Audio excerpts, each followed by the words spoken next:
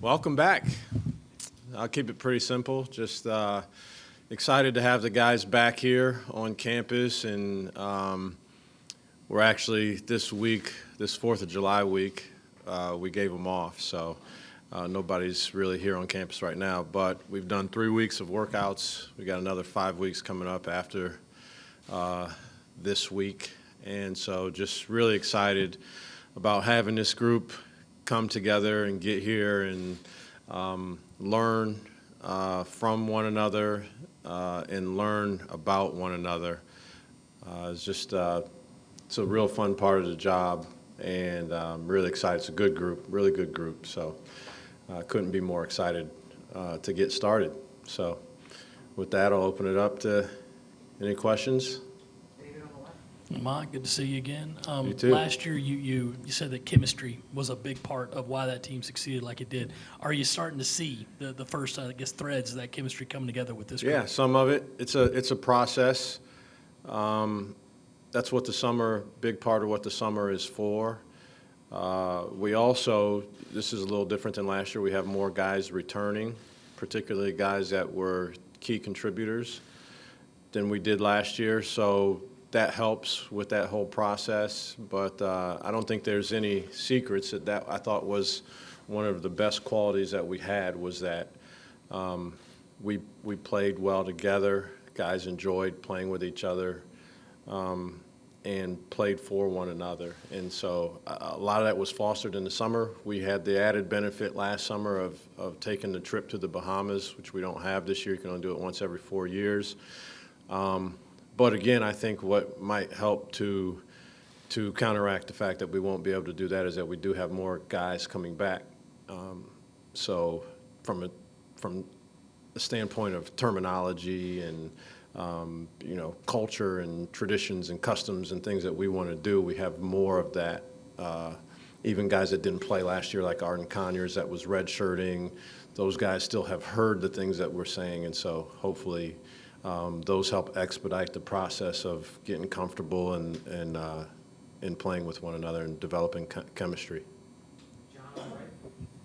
Lamont, good to see you again. You too. Last offseason, you talked about wanting to get older and more experienced. That was kind of the focus on adding to the roster after last season. What was kind of the chief focus this year? And every coach is going to say they met their need, but how have you seen that need being met over the first month or so with these guys this summer? Yeah, I think mission accomplished last year in terms of what we wanted to do as far as getting older and more experienced, and so I think this year we were trying to make a commitment to bringing more experience back, more familiarity back in terms of experience with our program.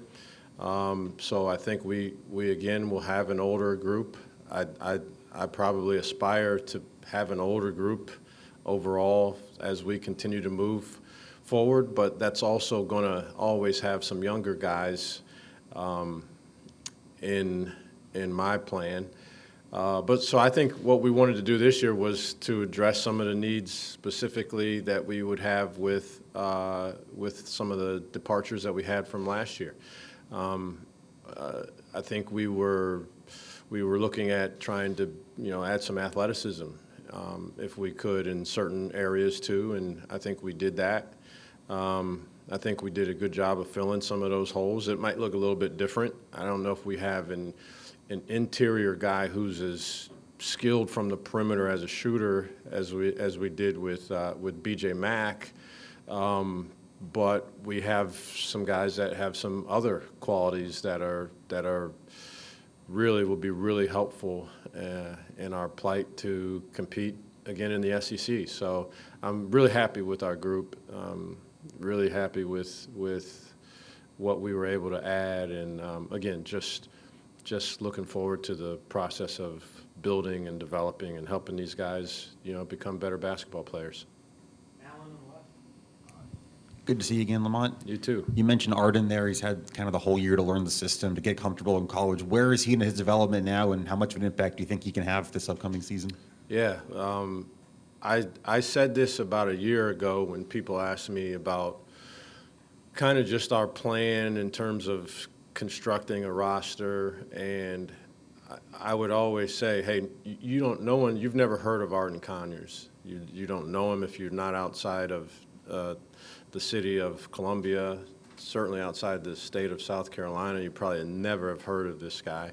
But my anticipation was, with some of the things that we had seen, that in 2 years, anybody who's following SEC basketball will be saying his name a lot. And he's on that. He hasn't disappointed. And he's on a very good trajectory right now. He really took advantage of the redshirt year last year. It can be a difficult year, but he's doing a lot of good things right now. He's a very versatile guy. He's shown some signs of explosiveness from an athletic standpoint. He's skilled. He can make shots. He's got good size. He's very versatile. When you're in a redshirt scenario, here's one thing that you don't pay a whole lot of attention to is our defensive schemes at all. You're spending most of your time performing offensively what the other team did and defensively what the other team that we're playing does. But in that, his offensive package is a good one. He's got some real tools offensively, and so trying to learn some things defensively. But I'm really excited for him to be in the mix after going through a redshirt year. But I want to make sure his redshirt year was extremely productive, and so I anticipate him, having a great chance to play a significant role for us this year. Hey, Lamont. It's Jordan. been I think a little over a month with an assistant coach vacancy. How's that search been going? Do you have anything to announce today, or is that still ongoing? Yeah, it's been a good search, a thorough search. Being completely transparent, we were in a situation where I thought we didn't have to rush it. We've got some commitments in the 2025 class. So in terms of these kids that we just saw some kids this past weekend.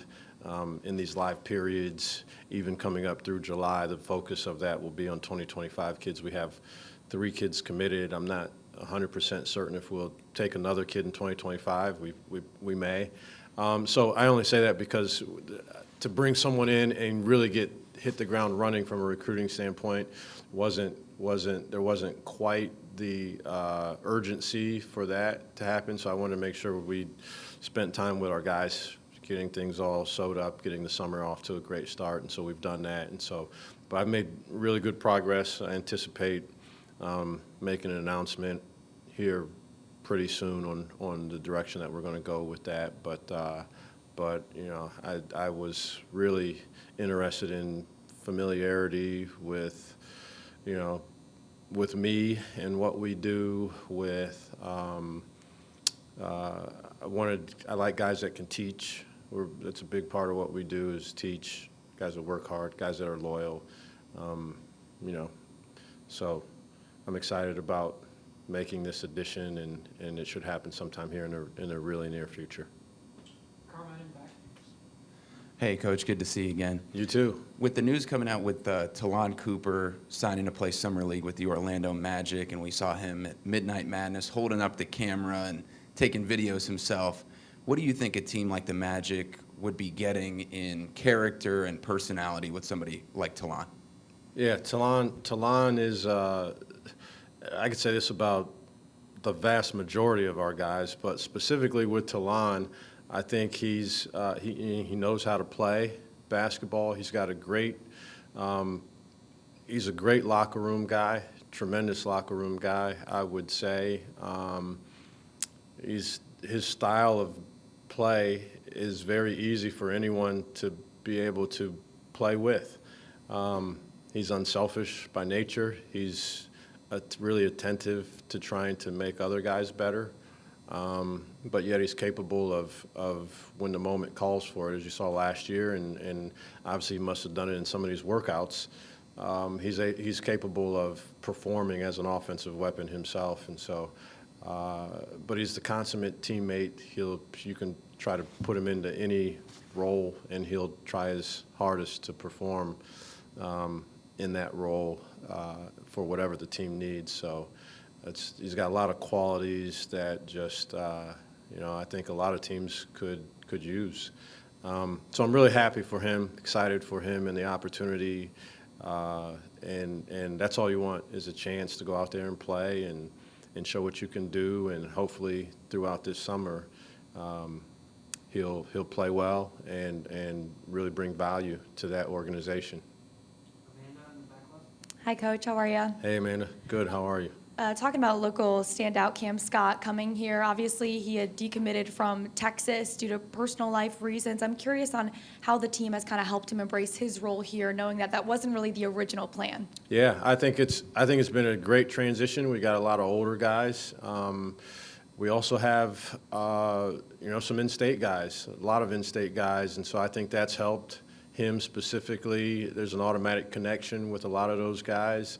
I think the fact that we do have a lot of older guys, high quality, high character guys, that there can be some, I guess when a young guy comes into a situation like this, there can be some question marks on how aggressive to be, how, not to step on anyone's toes. And our older group has done a really good job of just encouraging him to be who he is as a player and to be who he is as a person. And I think they've surrounded him and embraced him totally and completely.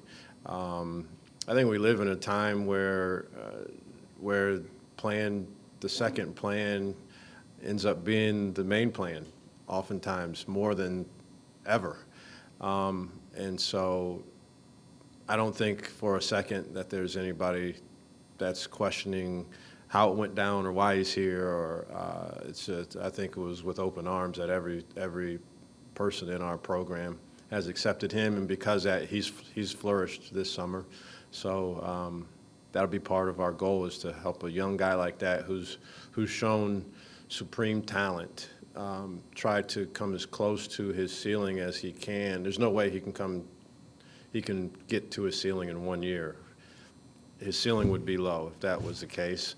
But our job is to help him get as close to his ceiling as he can between now and the time that the season starts, and then throughout the season continue to grow. Reggie in the back right. Hey, Coach, to that point, what is the biggest aspect of Cam's game that you really think can be an immediate impact for this team this year? Yeah, he's got great feel for the game of basketball. So I think that'll help the game slow down. I think one of the biggest things when guys are making a transition from high school to college is the speed of the game. Certainly the length and athleticism in this conference that he's going to play against will be different than what he faced at Lexington. But the pace and the speed of the game is so much, it's drastically different than high school. But I think that's one thing, because he got such a good feel for the game, that slows down a little bit for him. He's an incredible listener. That I'm saying that so early in talking about his strengths. He is really locked in on listening, learning, asking questions, communicating. He wants to be really good. He wants to be really good, and he knows the pathway for him to achieve at the highest level is that he has to learn some things, and he trusts that we can help him learn some things. So he's a really good listener, and he really takes what you teach and then puts it into to his play pretty quickly. That's a very difficult thing for young people to do, for anyone to do, but for young people especially, to hear it, process it, and then allow that information to alter your actions and behaviors. Very difficult. He's shown signs of being able to do that. But he can shoot the basketball. He's athletic. He's long. He's an SEC player in every which way physically that you would imagine. But he also is he's a very cerebral guy in terms of, and he's got a real thirst he loves basketball. He's got a real thirst for basketball knowledge and just trying to get better at the game of basketball. Alex on the right here. Just want to ask you about a couple second-year guys. What have you seen from Colin and Morris so far as in the summer as they work to build off of year one? Colin and who? Morris. Oh, Morris. okay. Yeah. Those guys have had good summers so far. I mean, Colin physically is, it's hard for me to imagine him being any better physically than he is right now. He's at an optimal. I mean, other than maybe cardiovascularly, it's summertime. Guys weren't they're going to be. I hope they're not where they're going to be in November, December, January. So, all of them have some ways to go that way. But just in terms of physically, his explosiveness, his body comp, his strength, I think it's about as good as it could get right now. Mo's made some strides physically.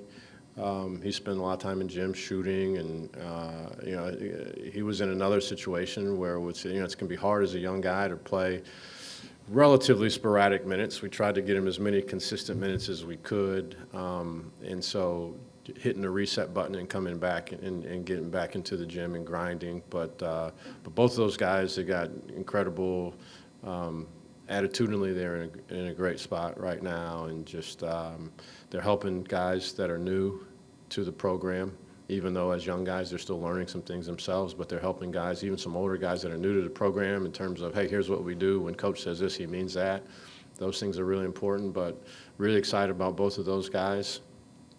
They're making strides, and they both have incredible opportunities for growth and development. Even though Colin made the all-freshman team last year, it's no secret I've talked about his ceiling last year, and I still believe his ceiling is incredibly high, and he's still not that close to it. And he can be a good player and not be that close to it. But the challenge would be, can he become a phenomenal player as he continues to get closer to his ceiling?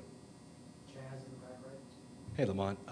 Chaz? Sticking with that theme of CMB, what is it you want him to focus on this summer to have his game take another step this fall? Yeah, one thing, he's naturally unselfish. That's a great quality to have, but I also am going to encourage him to be more aggressive, to generate offense for himself. So I think that's a real change. He's not going to do that just because I tell him. It's going to take some time for him to really evolve into a guy that is looking to generate offense for himself. We're going to need him to do some of that. And then a byproduct of that is once he gets good at that, teams will try to take that away, and he also can pass. His assist-to-turnover ratio was good last year, particularly for a young big. So I think that's the first thing. Two then is continuing to develop what my go-to will be and then what my counter will be off of that. I think that's the second part of his development that I think can happen this year. And then thirdly, things that can happen this year are continued a continued improvement on the confidence as a shooter for him. He's got really good touch, and I want him to explore that this summer and see what it really looks like, so that by the time November and December hits, we know what it looks like for him and we won't be out there guessing. So those are the areas I'm really looking forward to trying to help him grow as a player. Chase in the back left. How you doing, Coach? Good. How about you? Can't complain. I wanted to Awesome. ask about Jordan Butler, pretty highly recruited recruit coming out of high school, played Yeah. sparingly at Missouri last season. Yeah. What have you seen out of him this summer, and why was he somebody that you wanted to bring into the program? Yeah, it's potential. Well, we recruited him really hard out of high school. I think if you just look at me as a coach and what I want to do offensively, you look at what we did last year, he fits he fits right in there, and so we opened him with welcome arms when the opportunity came for him to come back, an in-state guy also. So, but he's dripping with potential. In fact, I'm not even sure if he's aware of what it really could look like for him one day, like in its purest form. I'm not sure he really understands that. So that's part of my job, is to help him see that. But he's really skilled. trying to continue to get to a point where he goes from a guy that says I can make shots to a guy that says I do make shots. Actually, when you make shots like that, you're not the one that says it. Other people say it about you, and so I think that's on the table for him, 100%. He's got really good feel as a passer. He's comfortable with the ball on the perimeter. He'll be able to score around the basket in one-on-one scenarios at some point. Who knows what that looks like and when, but it's on the table for him. He can handle the ball for a guy of his size. He's like I said, we really liked him out of high school also. You know, he spent a year, he got some experience. I think he started double figures games at Missouri, so he was indoctrinated into the SEC and college basketball, and so that'll serve him well. But I look forward to him having, again, a pivotal role in what we're going to do, especially on the offensive end. But I was really impressed with what he did last year defensively. From an effort standpoint, he moved his feet on some smaller guys, and so, but really excited about him too. Coach, appreciate you doing this today. Brad, sure. Hey, last year, obviously, the fan base was energized by what you guys did, a great turnaround. What's it like in the locker room in terms of expectations after coming off a season like that, and who's kind of taken on the reins at this part of the year in a leadership role for you guys? Yeah, well, we haven't talked anything about expectations yet. In the summertime, for me, it's a little premature in my plan to do that. We're just trying to, again, get to know each other. We play a lot. We do some drill work also, individual improvement stuff, but the vast majority of what we do is playing 5-on-5. So we're really focused and committed on that. I thought it was a good thing for us last year. I don't want to overburden them with all of our defensive schemes and out about. So we're really just trying to learn what playing alongside one another looks like. But yeah, we lost some guys that were had some real leadership qualities by way of graduation, by way of transfer. Down to when we brought it in. At the end of practices, Michi Johnson was the guy that broke us down most of the time. We got different guys doing it, different voices. I think it's good for those guys. It's been Jacoby Wright a lot of times. It's been Miles Studi. It's been a variety of guys that have done that, and it demonstrates growth. Some by necessity. So getting comfortable with that. Getting comfortable with communicating with your teammates. Nick Pringle's a naturally a vocal guy and a high energy guy, and he's involved in everything out there, so he's learning what that looks like in probably a different role than he's played in his career. And so tremendous opportunity for a lot of guys, but if you ask me who our leaders were last year, I think, again, it was by committee for the most part. I kind of like it that way. I don't pick one person and say, hey, here's our captain or here's our leader. It kind of sorts its way out. But we had a lot of voices that had really good things to say last year. When you look at our group last year, from Talon to BJ to Michi, all those guys, we have the makings of another strong group of dynamic personalities that when they say something, it'll have teeth and people will listen. Lamont, I know it's only the summer, but you lost a big-time point guard in Talon. Who do you see stepping up to take that role? I mean, Jacoby's done it before, but could he be a starter? Who are the other guys that maybe are bidding for that role? Yeah, Jacoby's been around. He's been a huge part of what we've been able to do. He knows systematically. He's comfortable with what we do and well versed in what expectations are and all that. So he's a guy. Obviously, Jamari is another guy that we brought in by way of the transfer portal with an expectation that he would go out there and compete for that role. Then there's some other guys. Morris has been in the program. I would not discount Austin Hero as another guy. We put him on scholarship this year. And just so you guys know, I'm not big on the pretend transition from walk-on to scholarship, the one that happens, mid-year, because you're not going to take another player, and so it looks good to say, hey, we're putting this guy on scholarship. When guys are on scholarship, to me, like, he's a player. He's going to be on scholarship from now on, and he earned that. And then there's some other, outside the box things too. I joked around about this in the recruiting process with Cam and his family, is that he thinks the game like a point guard. We'll see what that looks like when some older SEC guys are trying to get up underneath him and make dribbling full court look really difficult. But he thinks the game that way. He's got a really good feel for the game. He can pass. He's long. He can see over top of some of these other guys. So, it'll be fun to try to figure. That's part of what this whole process is in the summertime. Just seeing who emerges in what role and what that looks like. And I'll tell you this much: all the roles are valuable, and I don't say that for lip service. We had some guys that didn't play at all last year that were extremely important. We had some guys that played sporadic minutes that were all over the place here and there. We won.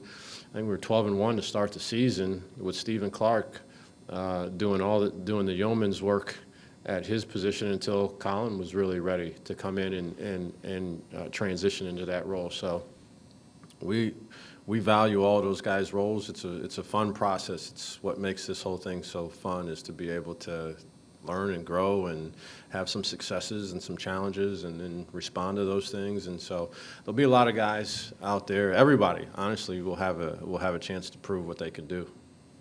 John, back right here.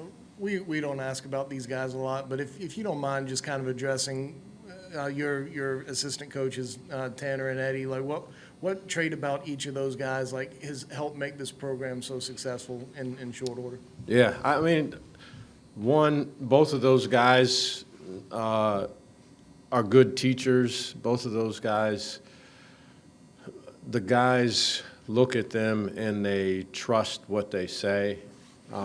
They've earned that trust. I'm not big on bringing assistant coaches in and this is not to be critical of that, but I'm not big on just bringing someone in because they're attached to a particular player or to a particular area. I like guys that teach. I like guys that coach. And so they've earned the trust of our guys. They spend a lot of time working with our guys. The bulk of what happens in one-on-one situations throughout the year happens with the assistant coaches. I try to be as involved as much as I can because, one, I enjoy it. It's probably the most fun part of my job, is to get in the gym in one-on-one situations with these guys. But our assistant coaches are really good at that. They're loyal. They're committed. They have a really good. They interact with the players at a really high level in a way that they're not friends with the players, but they're not perceived as the gatekeepers also that are always telling me I can or can't do this. They're here to help these guys. I think all of us as a staff, we're here to help these guys. And so those guys have done a tremendous job. They have a good eye for talent. We identify, we probably like some players that I'm not afraid to like a player that someone else doesn't like as much. And our assistant coaches know that, and they've learned that, and they've learned how to identify that, and they're really good at pursuing the things that I hate to talk about players like commodities, but pursuing the people that we feel like we would like to have a part of our program. They're really good at that. They're really good at helping identify them, and so that's what. And they're really good at knowing me. I think that's a big part of your job as an assistant coach, is to learn the head coach. And when I was assistant coach, Bo Ryan was a lot different than Keith Dambrot. But you have to learn what makes those guys tick and how to help those guys do their job as well as they possibly can. And our staff has done a really good job of that. And so really happy with them. Yeah, just looking forward to adding one more piece. Tim Buckley did a really good job for us too. Transfer portal's open for players and for coaches alike. So guys come, guys go. And then we just try to stay committed to the principles that we have established here, and anyone that we bring into the program is in perfect alignment with those principles. You mentioned with all your big guys that you really want to see them improve as shooters. What's your philosophy on doing that? Is it getting them in game situations? Is it working with drill work? Is it just having them put up 500 shots a day? How do you make your front court guys better shooters? Yeah, there are a few parts to it. One is the concept of wanting them to be good shooters. I think they know that I would want them to be able to shoot the ball. And at the same time, if it's not something that happens for them, they can be extremely effective even without the ability to shoot the ball. But there's no guesswork. I think they know if they can shoot the ball, that would be great. I'd prefer it if they can, but if not, hey, they can be extremely valuable without being able to make threes also. So I think that imparts the type of confidence that you could never make up. And so I think they know that. That's one thing. Then two, I think we try to, if there's, I think from a form standpoint and a mechanics standpoint, we try to help them if there's some sort of thing that's preventing them from becoming a good shooter, if we can. And then the final aspect of it is to get in the gym in a way that most would label as maniacal. I mean, that's what it is. It is. I think if you're going to improve, if you're going to be really good, I think you do. I think you have to be obsessed. I mean, that's the way it is.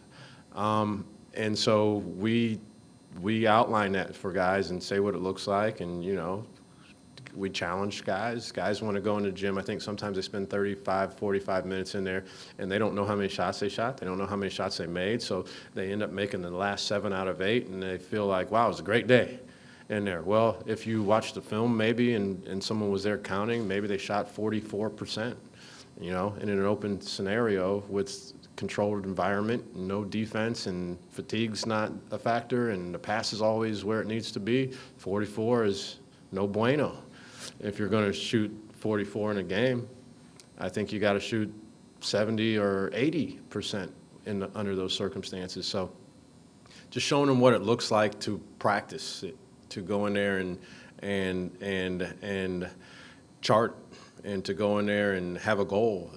It could be something as easy as I play my favorite song, and it's I don't know. Songs today are shorter. When I was growing up, they were at least 4.5 minutes for a song. Now, if it starts with a 3 at all, it's a long song these days. But taking your favorite song, making as many threes as you can in that time, and then tomorrow trying to make more, and then the following day trying to make more.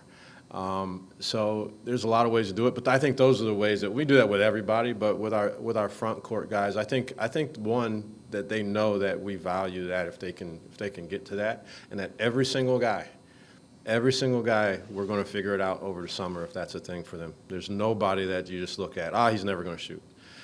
I don't want to put a guy in a box. We'll work really hard at it, and at some point in time we have to say, hey, you're more effective in a couple different ways other than shooting threes. Let's stick to those. But for the guys that can shoot threes, hey, they're going to be out there. They're going to shoot threes. So it doesn't make sense if a guy can do something, then I put him in the game, and then I don't have him do those specific things. So, it was a big part of what we were able to do offensively, was to have a component of stretching the floor and creating space. Coach, speaking about the obsession and the detail-oriented nature, I know you have that as a coach. What are some things that you took that you added to your coaching tool belt from last year's run coming into this season?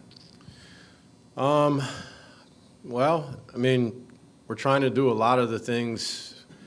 We document everything that we do, everything on what day, week 1, day 2 looked like this. And so we do that so that you can constantly evaluate, hey, was that effective for us? Do we need to tweak that? Is that something we want to try to do again? And I thought the summer was really productive. Again, we're not going to be able to go to the Bahamas or have the 10 practices that we did leading up into it. But honestly, that was really important. But in those 10 practices, we also put out-of-bounds underplays in. We had to play a game. We had to do some things in order to be able to play games. We won't have to do that, so we'll still commit to just trying to play as much as we can. But honestly, we will try to replicate what we did last summer in terms of how the guys feel, the growth that's able to take place during the summer. I gave them, here's one change, we gave them this week off. The calendar changed a little bit. I think we're starting school a little bit later this year, so this week, they're off this week for the 4th of July. So we'll see if, how that goes, and we'll document it, and next year, based on what happens this year, we'll either have 4th of July week off again, or there's no chance we'll have 4th of July week off. But I think, the biggest thing is just looking at really taking a fine-tooth comb over what we did last summer. I liked what we did last summer. I liked where our guys were emotionally, physically. I liked where we were mentally more than anything. And so we'll try to do a lot of things to replicate that. So as we come back in August to get back started with school, that guys are in the same mindset, hungry, ready to go, with something to prove. Last question, David. Lamont, I think it was 100 yesterday, and it felt like a 110. Were you still doing the long sleeves, quarter zip then? It's perfect quarter zip weather. Perfect quarter zip weather. It doesn't get any better than that. And then you come in here today. I don't know what the temperature is in here. I don't have a thermometer on, but it was chilly in here today. So I'll tell you, the versatility of the QZ. You can go from outside to inside, and the heat doesn't get me. If it does, if it starts to get a little warm, I burn a couple extra calories. Lord knows I need to do that anyway, so. Well, thank you guys all for being here. Basketball will be here before you know it, but I appreciate you taking the time to come out and support us, and see you all again real soon. Thanks.